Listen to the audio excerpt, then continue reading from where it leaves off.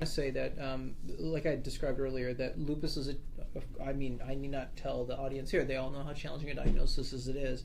I think that a big part of getting the best outcome one could achieve in this population is to make sure the rapport is very sound between the primary doctor involved in the decision making and the specialist.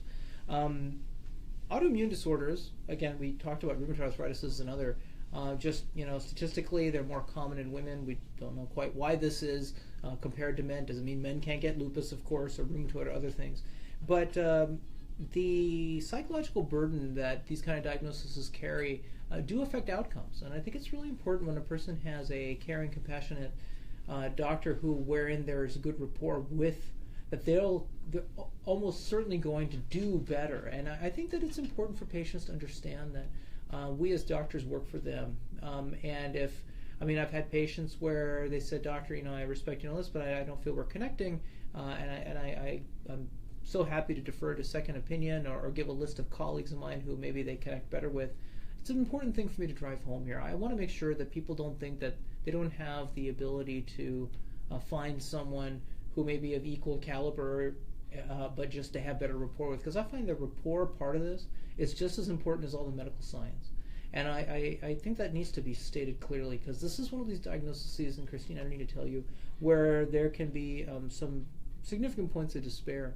And, a person needs to have hope when it comes to stuff like this. And people have good outcomes, and it's a very mixed bag, and everyone's unique unto themselves. And I think that I want to make sure that patients don't feel they're helpless. Your foundation's doing great work on this account.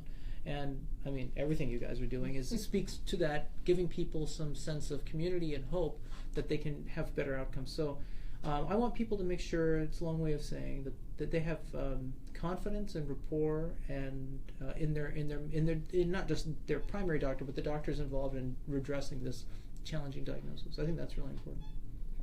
That is a big concern in our community, as with doctors and primary physicians and who they go to seek help for what issues. No doubt. So in that respect, since you are a primary physician, how do you recommend someone put together like a good team? Sure.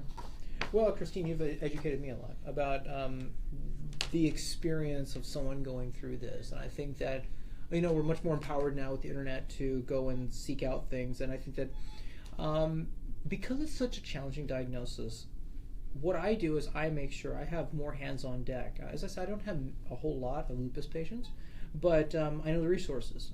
I did some of my training down at Stanford. I know they have some of the best people on the earth for it, and I certainly defer to the expertise of those who are more experienced and knowledgeable than me in a said specific area like this.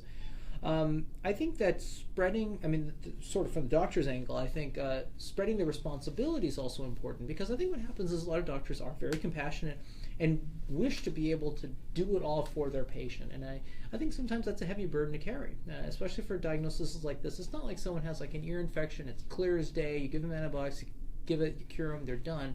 This is not that kind of problem.